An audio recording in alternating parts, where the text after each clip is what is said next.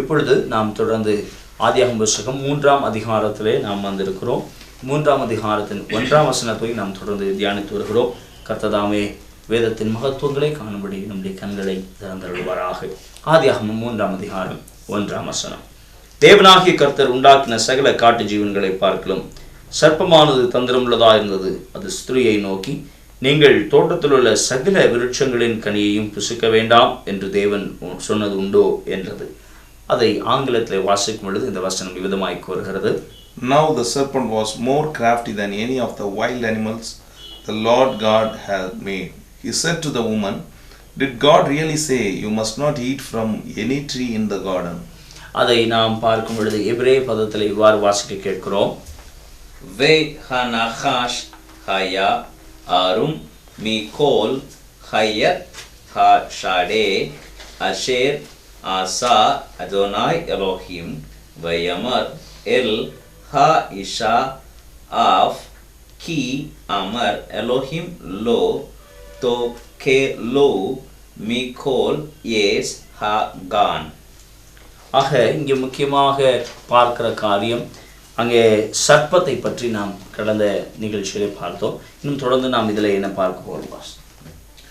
இதில் இந்த தந்திரம் என்று சொல்லும் பொழுது இந்த விஸ்டம் ரெண்டா பிரிக்கலாமா? ஆதாம் காட்டு ஜீவன்கள் அனைத்திற்கும் பெயர் வைத்தவர். அப்படி என்றால் அவர் எவ்வளவு ஞானத்தால் நிரப்பப்பட்டவராக இருக்கிறார் என்பதை நாம் பார்க்க வேண்டும். இரண்டாவதாக அந்த ஞானத்திலிருந்து பிரித்தெடுக்கப்பட்டவர் தான், அல்லது அந்த ஞானத்தை உடையவரிடமிருந்து பிரித்தெடுக்கப்பட்டவர் தான் ஏவாள். அப்படி என்றால் இவருக்கு எவ்வளவு தெய்வீக ஞானங்கிறது, டிவைன் விஸ்டம். அப்போ அந்த டிவைன் விஸ்டத்துக்கு இப்ப தோட்டத்தை காக்கவும் பண்படுத்தவும் யாரை வைத்திருந்தார்? ஆதாமை வைத்திருந்தார். அதுல காத்தல் என்பதற்கு ஷாமர் என்ற வார்த்தை கொடுக்கப்படுகிறது. கர்த்தர் காத்து உன்னை ஆசீர்வதிப்பாராக, கர்த்தர் உன்னை காத்து உன்னை ஆசீர்வதிப்பாராக. இந்த என்னாம் புத்தகம் 6ஆம் அதிகாரம் 24ஆம் வசனத்துல அப்போ அதில் சொல்லும்போது அந்த வார்த்தை, அப்போ அந்த ஷாமர் என்ற வார்த்தை டு கீப், அப்சர்வ் என்ற அர்த்தம். இப்போ தேவனுடைய கட்டளைகளை முழுவதுமாக அப்சர்வ் பண்ணுவதற்காகத்தான் ஆதாம் அங்கு படைக்கப்பட்டிருக்கிறார். இப்பொழுது அந்த ஞானத்தை உடையவர் ஏவாள் இப்பொழுது எந்த வார்த்தையை கேட்டிருக்கிறார்? அப்போ என்னன்னு பார்த்தீங்கன்னா டூ விஸ்டம்ஸ். அப்போ ஒரு ஸ்ட்ரகிள் இருந்துகிட்டே இருக்குது. தெய்வீக ஞானத்திற்கும் பரிசுத்த ஞானத்திற்குமான ஒரு ஸ்ட்ரகிளை நம்ம இங்கே பார்க்கலாம்னு சொல்கிறோம். ஆமாம், தெய்வீக ஞானத்துக்கும் உலக ஞானத்துக்கும். இதை பார்த்தீங்கன்னா எனக்கு என்னமோ இதில் ஆதாம் அவர் கூட இருந்ததாக தான் தோன்றுகிறது. 2ஆம் 3ஆம் வசனங்களில் நாம் வாசிக்கும் பொழுது நாங்கள் தோட்டத்தில் உள்ள கனியை புசிக்கலாம். 4ஆம் வசனத்தில் சொல்லும் பொழுது நாங்கள் என்று சொல்லும் பொழுது எனக்கு ஆதாம் அறிவுறுத்தி இருக்கிறார் என்பதை சொல்லுகிறது. கூட இருக்கிறார். எனக்கு ஆதாம் என்ன செய்திருக்கிறார்? அறிவுறுத்தி இருக்கிறார். ஆதாமுக்கு தேவன் கட்டளை கொடுத்திருக்கிறார். ஆதாம் எனக்கு கட்டளை கொடுத்திருக்கிறார். ஆதாம் எனக்கு கட்டளை கொடுத்து, அதாவது கட்டளையே எனக்கு கொடுத்திருக்கிறார். தெய்வீக ஞானத்தை என்னுடைய கணவர் மூலமாக நான் எனக்கு அறிவித்திருக்கிறேன், நான் பெற்றிருக்கிறேன், நாங்கள் பெற்றிருக்கிறோம். ஆனால் நீங்கள் கொடுப்பது ஒரு அழகான புது உலக ஞானமாக இருக்கிறது என்றதாக. அதாவது மார்ஸ் மேடில் இந்த அந்த வார்த்தை அழகா சொல்லப்படும். வாயாடி என்ன பேசுகிறான் என்பதை கேட்பதற்காக புதுமையாக இருக்கிறதே. நியூலி திங்ஸை கேட்கறதுக்கு உலகம் ரன் ஆகுது. ஆனா தேவனுடைய வார்த்தை, ஆமா இந்த பிரசங்கம் நமக்கு தெரியாதா, இந்த பிரசங்கத்துக்கு இந்த பாயிண்ட் தான் சொல்லுவாரு. பொதுவாக எனக்கு இதை சொன்ன கடந்த வாரத்துல நடந்த ஒரு காரியம் ஞாபகத்துக்கு வருகிறது. கடந்த வாரத்துல ஒரு சபைக்கு பிரசங்கிக்க முடியா சென்றிருந்தேன். சென்றிருந்த உடனே தேவனுடைய வசனத்தை குறித்து பேசுகிறேன். நான் 3 தடவை நான் சொன்ன ரெஃபரன்ஸ் வேற, அவங்க வாசிச்ச ரெஃபரன்ஸ் வேற. அந்த 3 தடவை வாசிச்ச ரெஃபரன்ஸ் வார்த்தை என்கிற வார்த்தைக்கு அந்த வசனத்தோடு சம்பந்தப்பட்ட வார்த்தை தான், ஆனா நான் சொன்ன வார்த்தை இல்லை. அப்பொழுதுதான் புரிந்து கொண்டேன், அது ரொம்ப பாரம்பரியமாக கிறிஸ்தவத்திலே ஊறி போன ஒரு கிராமம். அப்பொழுதுதான் புரிந்து கொண்டேன், அப்ப இவர்கள் பாரம்பரியமாய் ஆண்டவரை அறிந்து வைத்திருக்கிறார்கள். வேதத்தை அறிந்து கொள்கிறதுல அவளுக்கு ஞானம் இல்லை. இதற்கடுத்து அவர் அதைத்தான் சொல்ல போறார், இதற்கடுத்து அதைத்தான் சொல்ல போகிறார். நான் அப்பொழுதுதான் புரிந்து கொண்டேன், இதுவரைக்கும் பிரசங்கம் பண்ணப்படாத தேவனுடைய ஆழமான வார்த்தையை கூட கிரகித்துக் கொள்வதற்கு திறந்த மனதில்லை. ஆனால் புதிதாக ஏதாவது சொல்ல வேண்டும், இல்லாட்டில் நான் நினைத்தது நீங்கள் சொல்ல வேண்டும். அதாவது அழகாய் ஒரு தேவ ஊழியர் விதமாக இதை விலைக்கு சொன்னார். அதாவது சின்ன குழந்தை, அதாவது கை குழந்தை, பிறந்த குழந்தைகளுக்கு கதை சொல்வது வழக்கம். அது தூங்கும்போதோ சாப்பிடும்போதோ கதை சொல்லுவாங்க. பிறந்த குழந்தை ஒரு வயசு 2 வயசு குழந்தைக்கு வந்து கதை சொல்கிறதை ஏற்றுக்கொள்கிற பருவம் இருக்கும் பொழுது அதுகிட்ட ஒரு அழகாக கதை சொல்லலாம். என்ன சொல்லுவாங்கன்னா, நீங்கள் பார்த்தீங்கன்னாமா அந்த முன்னாடி ஒரு காலத்தில் அப்படின்னு சொல்லி ஒரு ஊரில் ஒரு வீடு இருந்தது, அப்படி வீடு இருந்தது, ஒரு ஊர் இருந்ததுன்னு சொன்னாலே அந்த பிள்ளைங்க ரொம்ப சந்தோஷமாயிடும். அழகான ஒரு நல்ல விஷயம், அதுங்களுக்கு ஒரு உற்சாகம் வந்துடும். நல்ல விஷயம் சொல்ல போகிறோம், கேட்க போகிறோம். ஆனால் அதே கொஞ்சம் வளர்ந்துச்சுன்னா ஊரும் வீடும் பத்தாது. அதுக்கப்புறம் அந்த ஊர் வீட்டில் யார் இருந்தா, ஒரு பையன் இருந்தான்ப்பா அப்படின்னு சொன்னோன்னே, ஒரு பையன் இருந்தான், ஒரு சின்ன பிள்ளை இருந்தது, அவனுக்கு நல்ல அப்பாவாக இருந்தாங்க அப்படின்னு அந்த பையனை வேலைக்கு சொல்லணும். அப்போ அந்த பிள்ளை ஓகே பையன் இருந்தான், ஓகே ரைட் அப்படின்னு. அதுக்கப்புறம் இன்னும் கொஞ்சம் வளர்ந்தா பையன் இருந்தால் போதாது, அதுக்கு என்ன வேணும்னா அந்த பையன் இருந்த வீட்டில் ஒரு சிங்கம் இருந்தது அல்லது ஒரு புலி வந்தது அப்படின்னு சொல்லணும். புதுசாக இருக்கணும் அப்படி சொன்னால் தான் அடுத்து வளர்கிற பிள்ளைக்கு அழுகி வருவாது. ஆனால் ஒரு 5th ஸ்டாண்டர்ட் படிக்கிற பிள்ளைகிட்ட சிங்கம் வந்துச்சுன்னு சொன்னால், ஏப்பா சிங்கம் வந்தது சரி, அதுக்கப்புறம் அந்த சிங்கம் என்ன செஞ்சுது அப்படிங்கிற கேள்வி வருது. உடனே சிங்கம் வந்ததுப்பா, அப்புறம் அந்த சிங்கம் அந்த பையன் இருந்த ரூமுக்குள்ளே வந்துருச்சு. அப்புறம் தான் இந்த பிள்ளைகளுக்கு ஒரு இன்ட்ரெஸ்ட் வருது, பையன் இருந்த ரூமுக்குள்ளே வந்துச்சு. ஆக இப்படி காலம் செல்ல செல்ல மக்கள் ஏதாவது ஒன்றை புதிதாக தங்களுக்கு அறிவுறுத்தப்பட வேண்டும், தங்களுக்கு சொல்லிக் கொடுக்கப்பட வேண்டும் என்று தான் விரும்புகிறார்கள். இப்போ பவுல் சொல்ற ஒரு வசனத்தை நான் சுட்டி காண்பிக்க விரும்புகிறேன். 2 கொரிந்தியர்ல ஒரு அழகா அந்த வார்த்தையை சொல்றாரு பாருங்க.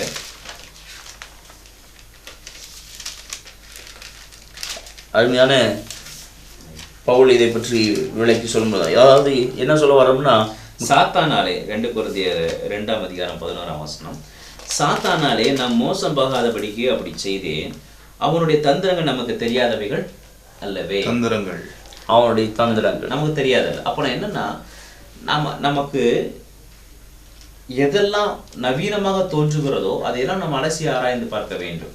2வதாக இந்த உலக ஞானம் ஆவிக்குரிய ஞானம் என்று பேசும் பொழுது திருப்பியும் இதே 2 கொரிந்தியர்ல பவுல் சொல்லுகிறார், தேவனுக்கு ஏற்ற துக்க பின்பு மனஸ்தாபப்படுத்தும் ரட்சிப்புக்கு ஏதுவாக இருக்கிறது, மனம் திரும்புதலை உண்டாக்குகிறது, லௌகீக துக்கமோ மரணத்தை உண்டாக்குகிறது. அப்போ தேவனுடைய ஞானம் உலக ஞானம், தேவனுக்கு ஏற்ற துக்கம் லௌகீக துக்கம். அப்போ இந்த மாதிரி 2 காரியங்களை நம்ம பார்க்கும் பொழுது ஆவிக்குரிய ஞானம், உலகத்திற்குரிய ஞானம். 1 கொரிந்தியர்ல நாம பார்க்கும்போது அதாவது 1 கொரிந்தியர் 1ஆவது அதிகாரம் 18ஆவது வசனத்திலிருந்து பார்க்கும்போது அது முழுவதுமாக உலக ஞானத்தை குறித்தே சொல்கிறது. For the message of the cross is foolishness. ரொம்ப சிம்பிள். இயேசு கிறிஸ்து சிலுவை பற்றிய உபதேசம் கெட்டு போகிறவர்களுக்கு பைத்தியமாக இருக்கிறது, ஆனால் ரட்சிக்கப்படுகிற நமக்கோ அது தேவ பலன். அதற்கடுத்து 21ஆவது அதிகாரத்துல பார்க்கும்போது 21ஆவது வசனத்துல பார்க்கும்போது தேவனுடைய ஞானத்தை சொல்லப்பட்டிருக்கிறது. அதே போல இயேசு கிறிஸ்துவும் இதோடு கூட நம்ம அதையும் நாம் சரியாக கொண்டு வந்தா நல்லா. இயேசு கிறிஸ்து சொல்லும்போது நீங்கள் உங்களுடைய ஞானம் பிசாசினால் உண்டானது என்று சொல்லுகிறார். அவர் பரிசேயர் சதுசேயர் எல்லாம் மக்கள் அவர்களை கேள்வி கேட்கும் போது சொல்லுகிறார், உங்களுடைய ஞானம் பிசாசினால் உண்டானது, நீங்கள் பிசாசினால் உண்டானவர்கள் என்று சொல்லுகிறார். ஆனா இயேசுவானவர் ஞானத்திலும் வளர்ச்சியிலும் தேவர்களும் மனுஷ தயவிலும் அதிகமாய் விருத்தி அடைந்தார். அப்போ எந்த ஞானம் என்பது முக்கியம் அல்லவா? ஞானம் அப்படின்னு சொல்லி பார்க்கும்போது தந்திரம் இல்லாவிட்டால் என்னை காத்துக் கொள்ளுதல். பரிசேயர் சதுசேயர் யாரையாவது மடக்கி கீழே தள்ளிடலாம், இல்லாவிட்டால் குச்சப்படுத்தி விடலாம், இல்லாவிட்டால் ஒரு என்ன சொல்லல அவரை கீழே விழ தள்ளி விடலாம், கெடுத்து விடலாம் என்கிற ஒரு சிந்தை உள்ளவர்களாய் வந்தார்கள். அதாவது நீங்க நல்லா புரிந்து கொள்ளணும், பரிசேயர் சதுசேயர் மேலே ஆண்டவருக்கு கோபம் இல்லை, அவர்கள் சொல்லும்படி செய்யுங்கள், அவர்கள் மோசையினுடைய ஆசனத்தில் உட்கார்ந்திருக்கிறவர்கள் சொல்லுகிறபடி எல்லாம் செய்யுங்கள் என்று இயேசுவே சொல்லுகிறார். மோசையின் ஆசனத்தில் உட்காரக்கூடியவர்கள் பரிசேயர்கள் சதுசேயர்கள் மாத்திரமே. நீங்க அதையும் புரிந்து கொள்ள வேண்டும். சிலர் பரிசேயர் சதுசேயர்னாலே அலர்ஜியா பார்ப்பாங்க. பட் தி இன்டென்ஷன், இயேசு கிறிஸ்துவிடம் அந்த இன்டென்ஷன், அவங்க இயேசு அவ்வளவு ஞானவான்களா இருந்த போதிலும் பிசாசினால் நடத்தப்பட்டு இங்க வந்து சொல்றாங்க இயேசுவிட்ட அவரை கவுழ்க்கிறது கேட்கிறாங்க. ஏன்னா அவர்களுக்கு அவ்வளவு ஞானம் இருந்த போதிலும் பிசாசினால் ஒரு மனுஷனை அவனை வஞ்சிக்க முடிஞ்சது. அதனாலதான் சொல்ற, நீ பிசாசினால் இப்ப உண்டாகிருக்கேன்னு சொல்லுங்க. ஏன்னா வேதத்துல நம்ம பார்க்கும்போது இயேசு கிறிஸ்துக்கு விரோதமாக சதி ஆலோசனை பண்ணி, ஸோ ஆகவே அப்படி இல்லாமல் உலக ஞானத்தினால கிறிஸ்துவை இயேசுவை ஒரு நாளும் அறிந்து கொள்ள முடியாது. அதாவது எனக்கு கொடுக்கப்பட்ட ஞானத்தினால நான் சில காரியங்களை ட்விஸ்ட் பண்ணி அடுத்தவனை ஏமாற்றி அதன் மூலமாக நான் வாழ்ந்து கொண்டிருப்பேன் என்றால் அது தந்திரம். ஏற்கனவே நம்ம போன நிகழ்ச்சியில் நம்ம சொன்ன மாதிரி. அப்போ இந்த தந்திரம் ஆண்டவர் உள்ளது கிடையாது. கண்டிப்பாக இந்த தந்திரம் வேற எங்கேயோ இருந்து வந்தது. அப்போ பிஸ்னஸ் டாக்ட்னு சொல்றாங்க. பிஸ்னஸ் டாக்டிக்ஸ், அதாவது வியாபார தந்திரம், நுணுக்கம் கூட அதை நாகரிகமா சொல்றேன். இப்போ நான் அப்போ அவன் ரொம்ப தந்திரசாலி. ஏதாவது தட்டி பறிக்கணும், அவன் ரொம்ப தந்திரசாலிங்க. அது தந்திரசாலி உலகம் பாராட்டும். நன்றாய் புரிந்து கொள்ள வேண்டும். ஏன்னா இந்த உலகம் யாருக்கு கீழே தான் இருக்குது. அப்போ தேவனுடைய ஜனங்கள் தேவ ஞானத்தில் வளரும் பொழுது ஒரு ஏமாளியாகவோ அல்லது ஒரு பைத்தியக்காரத்தானாவோ என்ன செய்யும் பார்க்கப்படுவார்கள். காரணம்னா நாம உலகத்தாரை சார்ந்தவர்கள் அல்ல. ஆகவே இந்த இடத்துல ஏவாளுடைய நிலைப்பாடு என்னவாக இருக்கிறது? தேவனை சார்ந்தவர்களாக இருக்கிறாரா அல்லது பிசாசை சார்ந்தவராக இருக்கிறாரா அல்லது இந்த இரண்டுக்கு நடுவில் ஊசல்? இந்த இரண்டுக்கு நடுவில் சொல்ல முடியாது. ஒன்று அங்க இருக்கணும் அல்லது இந்த சைடில் இருக்கணும். இந்த மனநிலைமை எவ்விதமாக இருக்கிறது? நான் அதாவது தேவ ஞானம் பிசாசினால் உண்டான ஞானம் ரெண்டு விஷயம் பேசணும். அதை இப்படியும் சொல்லலாம். தேவனுடைய வார்த்தை ஏற்கனவே கொடுக்கப்பட்டுட்டு அதுக்கடுத்து வெளியே இருந்து இன்னொரு வார்த்தை வருகிறது. அதனால நான் தேவனுடைய வார்த்தையை சந்தேகப்படக்கூடாது. என்ன வார்த்தை எனக்குள்ள இருக்கிறது, அதற்கு மேலாக நான் தேவனுடைய வார்த்தையை வைக்கிறேனா, இல்லாவிட்டால் தேவனுடைய வார்த்தைக்கு மேலாக அந்த வார்த்தையை வைக்கிறேனா? இது ஒருவேளை நம்ம ஏற்கனவே சொல்லும்போது அந்த வார்த்தைகளை குறித்து பிசாசு என்று சொல்லும்போது ஓதுகிறவன், இதே போல நம்ம இஸ்ரவேலுக்கு விரோதமான மந்திரவாதம் இல்லை, யாக்கோபுக்கு விரோதமான குறி சொல்லுதலும் இல்லை என்று நாம் பார்க்கிறோம். ஒருவேளை இதை பார்த்து கொண்டிருக்கிற உங்களுக்கு விரோதமாக ஏதோ ஒரு மந்திரமான சொல்லப்பட்டு இருக்குமே என்று சொன்னால் நீங்கள் அந்த வார்த்தையை விசுவாசிக்க வேண்டிய அவசியம் இல்லை. இந்த ஆண்டவருடைய வார்த்தை என்ன சொல்லுகிறது? இஸ்ரவேலுக்கு விரோதமான மந்திரவாதம் இல்லை, யாக்கோபுக்கு விரோதமான குறி சொல்லுதல் இல்லை. இந்த வார்த்தை தேவனுடைய வார்த்தையை, வாக்கு தத்தத்தை அதற்கு மேலாக வைக்கும்போது அந்த வார்த்தை உங்களுக்குள்ள கிரியை செய்யாது.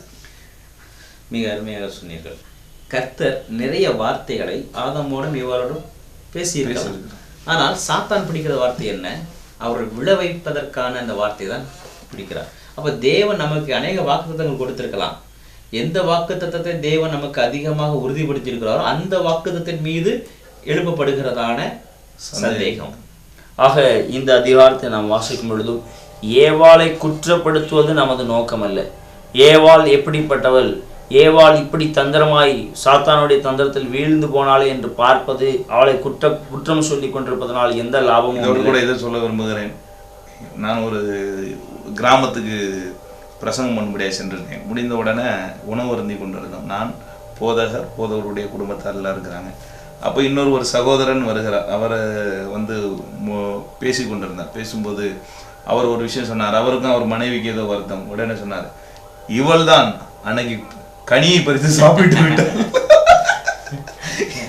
எனக்கு சாப்பிட்டு கொண்டிருக்கும் போது எனக்கு சிரிப்பை அடக்க முடியவில்லை. ஆகவே பெண்கள் என்றாலே அவர்கள் சொல்லுவதை கேட்கக்கூடாது. இது ஒரு சிலர் வேதத்தை தவறாக புரிந்து வைத்திருக்கிறார்கள். அதாவது அவர்களை குற்றப்படுத்த பெண்கள் எல்லாருமே பிகாஸ் ஏவாள் ஒரு இது தவறுக்காக பெண்களை குற்றப்படுத்துகிறவர்கள் நிறைய பேர் இருக்காங்க. அப்படின்னு சொன்னா ஏவாள் அப்படி தவறு செய்வதற்கு காரணமான ஆதாமை தான் நாம் குற்றம் செலுத்த வேண்டும். அதுல அவர் ஒரு விளக்கம் வர சொன்னார், பெண் புத்தி பின் புத்தி என்று சொல்லி. எனக்கு உடனே இன்னொரு பிரசங்கியார் சொன்னது ஞாபகம் வந்துச்சு. பெண் புத்தி பின் புத்தி என்றால், பின் என்றால் ஊசி ஊக்கு. அதே போல பெண் புத்தி, அவர்கள் பெண் அந்த ஊக்கை போல சார்பான புத்தி உள்ளவர்கள் என்று ஒரு பிரசங்கியார் விளக்கம் கொடுத்தார். நான் ரெண்டையும் யோசித்து பார்த்தேன். அநேகருடைய விளக்கங்கள் நம்மை இன்னும் கேள்விக்குள்ளாக மாற்றிக்கொண்டேதான் இருக்கும். இதுல முக்கியமான விஷயம் என்னன்னு சொன்னால், அவர்களை குற்றப்படுத்துவதை விட அதிலிருந்து நாம் கற்றுக்கொள்ள போவது என்ன என்பதுதான் முக்கியம். இந்த சம்பவம் நடந்து விட்டது, அது நடந்து இருக்கிறது, அதுல எந்த மாற்றமும் இல்லை. இதிலிருந்து நாம் கற்றுக்கொள்ள வேண்டிய சாராம்சத்தை தான் இந்த நாளிலே நாம் உங்களுக்கு அழகாய் தொகுத்து வழங்கி கொண்டிருக்கிறோம். காரணம் என்னன்னு சொன்னால், யார் வார்த்தைகளை கொண்டு வந்தாலும், எந்த தீர்க்கதரிசியாக இருந்தாலும், எவ்வேற்பட்ட தீர்க்கதரிசியாக இருந்தாலும் சரி, அவர்களை நாம் ஆராய வேண்டியவர்களாக இருக்கிறோம். அது யாராக இருந்தாலும் சரி, அது அவர்கள் கர்த்தருடைய வேதத்தின்படி ஆராய்ந்து அறியப்பட வேண்டும். இதன்படி சமீபத்தில் நான் ஒரு நிகழ்ச்சியை பார்க்கக்கூடியதான ஒரு வாய்ப்பு எனக்கு கிடைச்சது. அப்போ அதில் இன்னார் சொன்ன தீர்க்க தரிசனத்தில் இந்த அதிகாரத்தில் இத்தனாவது பக்கத்தில் சொன்ன தீர்க்க தரிசனம் இன்றைக்கு நிறைவேறிவிட்டது பார்த்தீர்களா அப்படிங்கிறாங்க. வேதத்தில் சொல்லப்பட்ட தீர்க்க தரிசனம் நிறைவேறிட்ட என்பது இல்லை. இப்பொழுது அவர் அந்த புத்தகத்தை எழுதியிருக்கிறார். அந்த புத்தகத்தில் எழுதப்பட்டதான அந்த பக்கத்தில் உள்ள அந்த பக்கம், அந்த பக்கத்தில் உள்ளதான அந்த வரி நிறைவேறிவிட்டது என்பதில் இப்பொழுது பெருமைப்பட்டு கொண்டிருக்கிறார்கள். ஆக என்றால் என்ன ஆயிடுச்சு? இதெல்லாம் சாத்தானுடைய தந்திரங்கள். அதாவது எந்த மனிதனையும் மேற்கோள் காட்டுவதில் தேவன் பிரியப்படுகிறவர்களே, நாம் எல்லாவற்றிலும் அவரை நாம் உயர்த்த வேண்டியவர்களாக இருக்கிறோம். நாங்கள் எந்த தீர்க்க தரிசனக்கும் எதிரிகள் அல்ல. எல்லா தீர்க்க தரிசனங்களையும் கர்த்தருடைய வார்த்தைக்கு உட்பட்டு இருக்கவேனால் அதை நாங்கள் ஏற்றுக்கொள்ள முழு மனதோடு சம்மதிக்கிறோம். ஆனால் ஏற்றுக்கொள்ளப்படும் பொழுதும் யார் மகிமைப்படுகிறார்கள் என்பது மிகவும் முக்கியமானது. கர்த்தர் விளம்பினார், கர்த்தர் அதை நிறைவேற்றினார் என்பது வேறு. நாங்கள் சொன்னோம், அதை நிறைவேறியது என்பது வேறு. ஆக தேவனுடைய பிள்ளைகளாகிய நாம் கர்த்தருடைய வார்த்தைகளை கேட்பதிலே கவனமாக இருக்கணும். கர்த்தருடைய வார்த்தையை நல்லா ஏற்றுக்கொள்ள வேண்டும், அதை புரிந்து வைத்திருக்க வேண்டும். அப்போதான் சாத்தானுடைய தந்திரத்தை மேற்கொள்ள முடியும். ஆண்டவராகிய இயேசு கர்த்தருடைய வார்த்தைகளை அவர் கற்று ஆராய்ந்து வைத்திருந்தார். அதனால தான் சாத்தான் சொல்லும்போது அவருக்கும் கான்ட்ரடிக்டிங்காக அடுத்த வசனத்தை அவரால் காமிக்க முடிஞ்சது. இன்றைக்கி நிறைய பேர் பிரசங்கம் பண்ணும் பொழுது அவங்க சொல்கிறத எல்லாரும் ஆண் வாயை பார்த்துட்டு தான் இருக்கிறாங்க ஒழிய அவர்கள் சொல்வதற்கு மாற்று கருத்து கூறுவதற்கு ஆட்கள் இல்லாததுனாலேயே நிறையா கள்ள தீர்க்கதரிசிகள் இன்று வரை இருந்து கொண்டு இருக்கிறார். கள்ள தீர்க்கதரிசிகளும் கள்ள போதனைகளும் அதாவது கள்ள தீர்க்கதரிசிகள் என்று சொல்லும்போது தவறான உபதேசங்களையும் தவறான போதனைகளையும் கொடுக்கிறவர்களை சொல்லுகிறோம். அதில் இன்னொரு விஷயத்தை சேர்த்து சொல்லும்படியாக ஏவப்படுகிறேன். நீங்கள் ஒருவேளை தொலைக்காட்சி மூலமாக இந்த நிகழ்ச்சியை பார்த்து கொண்டிருக்கலாம். ஆனால் இந்த நிகழ்ச்சியோடு நீங்கள் நிறுத்தி விடாதீர்கள். உங்கள் கையில் கர்த்தர் கொடுத்த வேதம் பொக்கிஷம் இருக்கிறது, அதை தியானம் பண்ணுங்கள். இதை காட்டிலும் நீங்கள் கற்றுக்கொள்ள வேண்டியவர்களாக இருக்கிறீர்கள், நீங்கள் படிக்க வேண்டியவர்களாக இருக்கிறீர்கள்.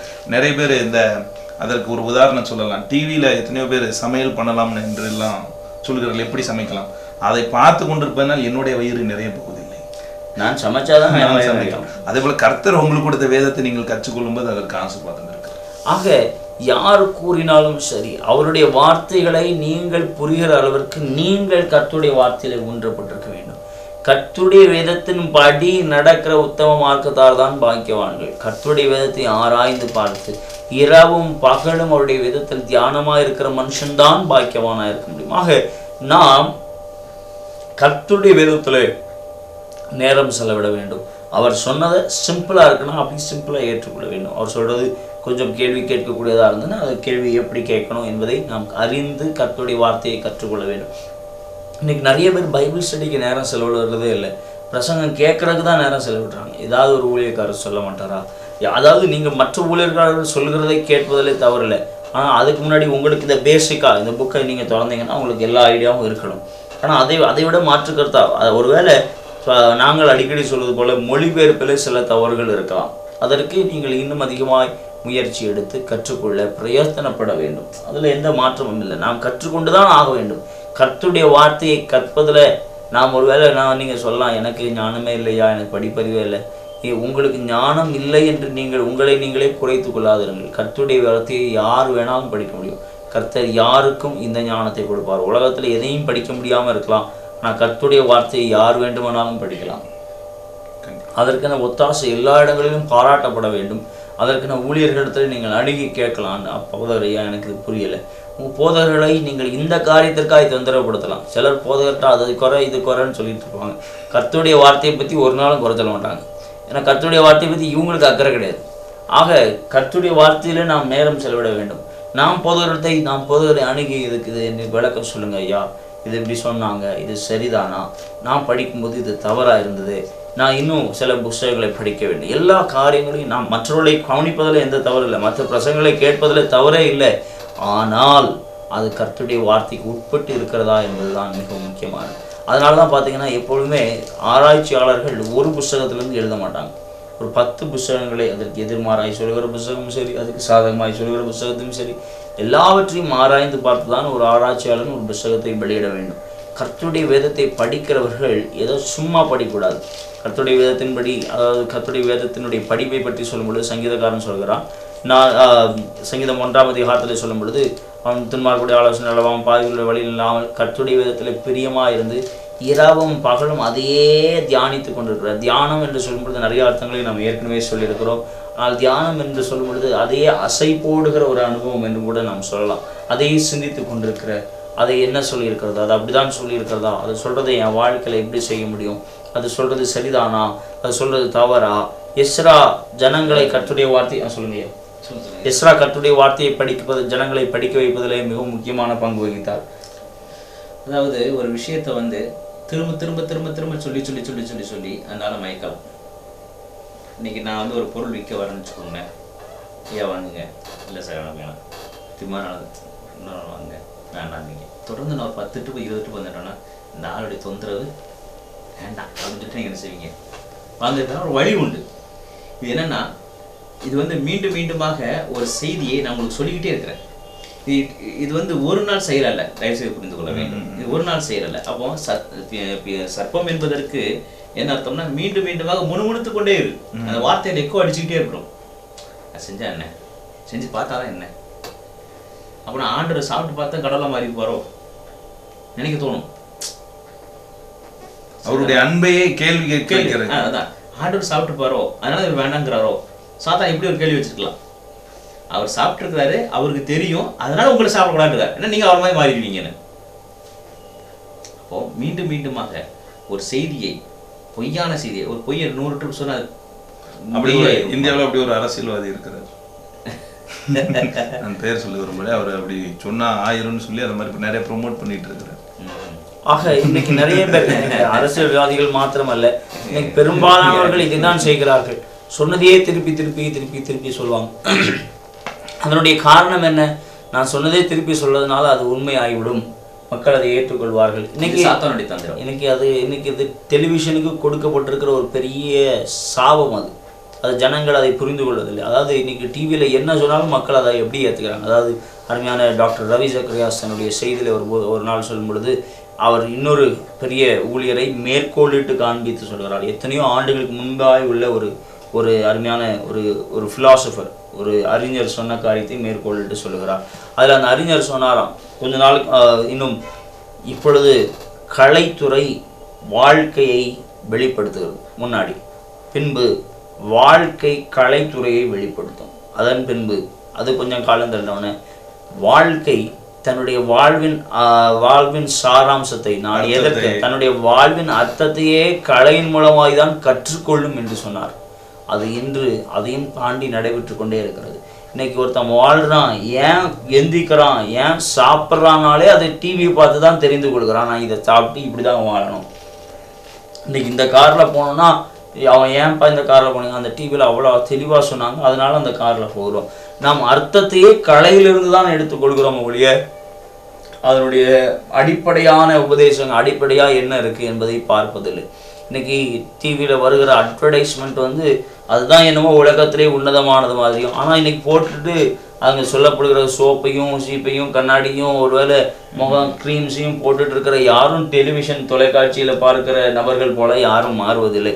ஆனால் எல்லாரும் அதை தான் பார்த்து அதிலிருந்து தான் அர்த்தம் எடுத்துக்கொள்கிறார். மாயை பின்பற்றுகிறார். மாயை, அதான் அழகா சொன்னீங்க பாஷா, மாயை பின்பற்றுகிறார். இன்னைக்கு கலைத்துறை ஒரு மாயை தான், அந்த மாயையை தான் இன்னைக்கு எல்லாரும் பின்பற்றுகிறாங்க. அதுலேயும் ரொம்ப முக்கியமானது, அதை அழகாய் ஆண்டவராக இயேசு சொன்னார். வேதாகமத்தில் சொல்லும் பொழுது பெண்களை மாயப்படுத்தி பெண்களை சீக்கிரம் தங்கள் வசப்படுத்தக்கூடிய தேவ ஊழியர்கள் வருவார்கள் என்று சொல்லி வேதத்திலே நாம் பார்க்க முடியுது. பெண்களை கவரக்கூடிய ஊழியர்கள் இன்னைக்கு அவங்க தான் நிறைய பேர் இருக்காங்க. ஈஸியாக ஏமாற்றக்கூடிய ஒரே நபர் யாருன்னு சொன்னால் பெண்கள் தான் அப்படின்னு சொல்லி நம்ம சொல்லிட முடியாது. ஆனால் பெண்கள்னு சொல்லும் பொழுது, அதாவது வீக் பீப்புள், பெண்கள்னு சொல்லும்போது அது ஏதோ பெண்களை மாத்திரல, மொத்தமாக பெண்களை சொல்லவில்லை. வீக் பீப்புள், தங்களை சோதித்து பார்க்காம ரொம்ப ஈஸியாக எடுத்துக்கொள்கிற எல்லாரையும் வேதம் சொல்கிறது அவர்கள் பெண்கள் தான். ஏன்னா அவங்க எதையும் சோதித்து பார்க்கலாம், அவங்க சொன்னோன்னா அப்படியா சரியா என்று ஏற்றுக்கொள்ளக்கூடிய தன்மையுடையவர்கள் தான் அவர்கள் எல்லாம். அது ஒருவேளை ஆணாகவும் இருக்கலாம் பெண்ணாகவும் இருக்கலாம், அவர்கள் பெண்களுடைய குணாதிசயம்தான் அது. ஏதாவது கற்றுக்கொள்ளாமல் அதை ஒழுங்காய் ஆராய்ந்து பார்க்காமல் அவர்கள் எடுத்துக்கொள்கிறார்கள் என்றால் அது பெண்களுடைய தன்மை. அதான் பார்த்து அருமையான வேதத்தில் சொல்லப்பட்டிருக்கிறது. அவர்கள் எல்லாம் அப்படிப்பட்டவர்களை வஞ்சிக்கிறதற்கான காலத்திலே நாம் வந்திருக்கிறோம். ஆக அருமையான தேவஜனமே, கர்த்தருடைய வார்த்தையை ஆராய்ந்து பார்த்து கர்த்தருடைய வார்த்தையில ஊன்றப்படுவோம். கர்த்தருடைய வார்த்தை தான் முக்கியமானது. எந்த ஊழியக்காரரோ எந்த தீர்க்க தரிசனமும் முக்கியமல்ல. அது ஒருவேளை வானத்திலிருந்து தேவதூதனே கொண்டு வந்தாலும் சரி, அது அல்ல, அது கர்த்தருடைய வார்த்தை அல்ல என்பதை நாம் புரிந்து கொள்ள வேண்டும். ஆக நாம் ஜாக்கிரதையுடையவர்களாக, நம்மை பாதுகாக்கிறவர்களாக, கிறிஸ்தவ வாழ்க்கை என்பது ஒரு யுத்த களம்தான். இதிலே நம்மை பாதுகாத்து கொள்ள நாம் அநேக முயற்சிகளை எடுக்க வேண்டும், நம்மை பாதுகாத்து கொள்ள வேண்டும். காரணம், தேவன் நம்மை பாதுகாத்து கொள்வதிலே பிரியப்படுகிறார். சாத்தானுடைய தந்திரங்கள் நாம் அறியாதவைகள் அல்லவே. சாத்தானுடைய நோக்கம் நம்மை விழத்தள்ளுவதே. சாத்தானுடைய நோக்கம் தேவனுடைய திட்டத்துக்கு விரோதமாய் நம்மை மாற்றுவதே. அதை புரிந்து கொள்ளுங்கள். கர்த்தருடைய வார்த்தையிலே ஊன்ற கட்டப்படுங்கள். கர்த்தருடைய வார்த்தையை ஒருபோதும் விட்டு விடாதீர்கள். தேவன்தான் மிக முக்கியமானவர். அவருடைய வார்த்தை தான் எல்லாவற்றிலும் மேலானது என்பதை புரிந்து கொள்ளுங்கள். அது மாத்திரமல்ல, எல்லாம் கர்த்தருடைய வார்த்தையின்படிதான் நடக்க வேண்டும் என்பதை உணர்ந்து கர்த்தருடைய வார்த்தையின்படி பின்பற்றி உங்களுடைய வாழ்க்கை அமைத்துக் கொள்ளுங்கள். கர்த்ததாமே உங்களை ஆசீர்வதிப்பாராக. கண்களை மூடி ஜெபிக்கலாம். நல்ல தகப்பனே, அருமையான பிள்ளைகளுக்காக இந்த சன்னிதானத்தில் வருகிறோம். அருமையான பிள்ளைகளுடைய வார்த்தையை முதன்மையான இடம் கொடுத்து வைக்க வேண்டும். அங்கே அதிலே ஏவாள் உம்முடைய வார்த்தையை முதன்மையாய் வைக்காமல் சாத்தான் சொன்ன அங்கு அழகான தந்திரமான வார்த்தைகளுக்கு செவி கொடுத்தது மாத்திரமல்லாமல் அதை ஏற்றுக்கொண்டால், ஆண்டவரே, நாங்கள் தந்திரமான வார்த்தைகள் வரும் பொழுது கவனமாயிருந்து அவைகளை மேற்கொள்ளுகிற பாக்கியத்தை தந்தருள்வீராக. அடிப்படையாக உடைய வேதத்தை கற்றுக்கொள்ள, உடைய வேதத்தின் ஞானத்தை பெற்றுக்கொள்ள எங்களுக்கு வேண்டிய ஒத்தாசையும் கிருபையும் தாரும். உம்முடைய ஆளுகைக்குள்ளே எங்களுடைய வாழ்க்கையை சமர்ப்பிக்கிறோம். உம்முடைய நாமம் மகிமைப்படும்படியாய் உங்களுடைய வாழ்க்கையை கொடுக்கிறோம். நீரே மகிமைப்பட்டாலும் உம்முடைய நாமம் உயர்த்தப்படட்டும். இதை பார்த்து ஒவ்வொரு குடும்பங்கள் ஆசீர்வதிக்கப்பட்டிருக்கட்டும். சங்கீதத்தில் சொல்வது போல நன்மையும் கிருபையும் அவர்களை தொடரட்டும். ஆண்டவரே அப்பா, அவர்கள் கையிட்டு செய்கிற எல்லாவற்றிலும் ஆசீர்வாதத்தை அவர்கள் அனுபவிப்பார்களாக, செழிப்பை அனுபவிப்பார்களாக. நம்முடைய வார்த்தையிலே இவைகள் எல்லாம் இருக்கிறது. நம்முடைய வார்த்தையின் மூலமாய் செழிப்பு நன்மை உண்டாகுது. அதை பெற்று அனுபவிக்கிற பாக்கியத்தையும் இரக்கத்தையும் தந்தரடும். ஆசீர்வதி வழி நடத்துமே கிறிஸ்து கிறிஸ்துவின் நாமத்தை ஜெபிக்கிறோம். ஜீவனாக பிதாவே, ஆமென். அருமையான தேவஜனமே, இந்த நாள் எங்களோட நிகழ்ச்சியில் இணைந்த உங்களை நாங்கள் வாழ்த்துகிறோம். இந்த நாள் உங்களுக்கு இனிய நாளை அமைய தூத்துக்குடி IPM பேராலயத்தின் சார்பிலும் எங்களுடைய சார்பிலும் உங்களுக்கு நாங்கள் வாழ்த்துதலை தெரிவிக்கிறோம். கர்த்தர் தாமே உங்களை ஆசீர்வதிப்பதாக. உங்கள் சந்தோஷத்திற்கு நாங்கள் சகாயராக இருக்கிறோம்.